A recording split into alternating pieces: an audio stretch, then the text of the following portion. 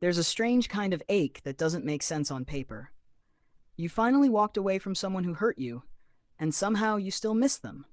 Not the good parts, not the safe parts. You miss the exact person who made you cry at 2 a.m.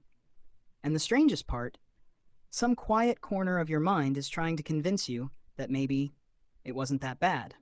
That's not weakness. That's not a lack of self-respect. That's your brain doing something almost no one talks about. Because missing someone who hurt you isn't really about them. It's about something happening inside you. Something older, deeper, and far more human than you realize. To understand why, we have to look at what pain actually does to the brain, and why the people who hurt us often leave the deepest imprint of all. There's a quiet truth psychologists have known for a long time. The mind doesn't remember relationships the way we think it does. It doesn't store the timeline. It doesn't store the full truth. It stores intensity, the loudest emotions, the sharpest moments, the scenes that made your heart race. And here's the uncomfortable part. Pain creates more intensity than peace ever could. So when you look back, the calm days blur together. But the moments that hurt, they stay sharp, vivid, unforgettable. Which is why, when you try to remember someone who hurt you, your mind keeps handing you the highlight reel, not the truth. But that's only part of the story. Because there's another force at work, one that lives quietly underneath every relationship you've ever had. Psychologists call it attachment. Attachment isn't romance. It isn't love. It's the invisible thread your nervous system builds toward the people closest to you. And once that thread is formed, your brain doesn't easily let it go, even when the person on the other end wasn't good for you.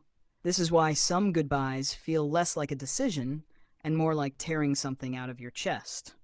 But psychology discovered something even stranger. The relationships that hurt the most often form the strongest attachments. Not because the pain feels good, but because unpredictability keeps the nervous system awake. When you never know what version of someone you'll get, your brain becomes obsessed with figuring them out. And obsession, in the language of the mind, feels almost identical to love. That's why long after the relationship ends, your mind keeps circling back, replaying conversations, imagining reunions, rewriting endings. Psychologists call this rumination. Most people call it, I just can't stop thinking about them. And here's the cruel part. The more your mind rehearses a memory, the more real and important that memory feels, even if it isn't accurate. So the person you miss, they might not even exist the way you remember them. You might be missing a version of them your mind carefully built, using only the softest fragments. But that's still only part of the story. Because your brain has one more trick, and it's the reason so many people go back to relationships they know aren't good for them. When you were with that person, your brain kept releasing tiny bursts of a chemical called dopamine, the same chemical involved in cravings, anticipation, and reward. Dopamine doesn't reward happiness, it rewards the chase. And people who hurt us often keep us chasing their affection, their attention, their better version. So when they're finally gone, your brain doesn't just miss the person. It misses the loop, the waiting, the wondering, the next message that might change everything. That's not love returning. That's your nervous system going through withdrawal. And withdrawal has a way of disguising itself as longing.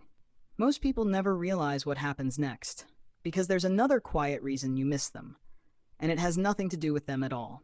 Sometimes we don't miss the person. We miss the version of ourselves we were around them. The one who still believed. The one who hadn't been hurt yet. The one who loved without guarding every corner of themselves. And losing that version of yourself can feel heavier than losing them.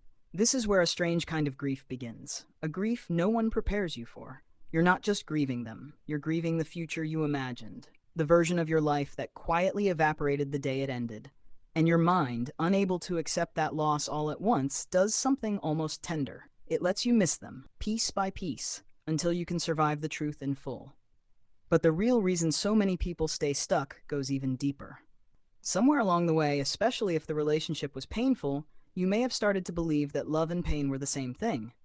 Not consciously, never openly, but quietly in the corners of your nervous system, they became braided together.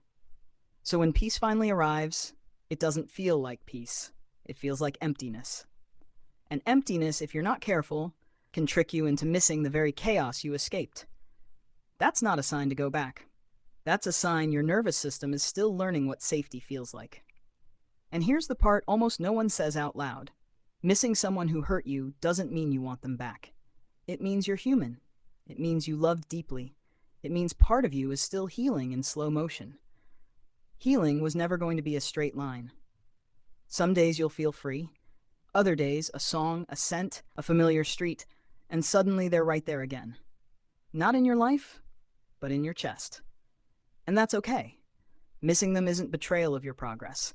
It's proof that you're still capable of feeling, even after everything. The goal was never to stop missing them. The goal was to stop letting the missing pull you backward. So the next time that quiet ache visits you at 2 a.m., don't fight it. Don't shame yourself for it.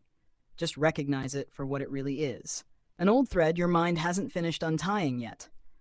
And every time you notice it, without letting it lead you, you become a little freer than the day before. Here's the question worth sitting with tonight. Are you actually missing them? Or are you missing who you thought they were going to be? If this video reached somewhere inside you, share your reflection in the comments. Your words might quietly rescue someone else reading them. If you want more slow, honest explorations of the mind, the kind that meet you where you actually are, consider subscribing. There's more waiting. Next time, we'll explore something even quieter. Why the people who feel unloved the most are often the ones who love the deepest. You won't want to miss it. Until then, be gentle with the parts of you that are still learning how to let go.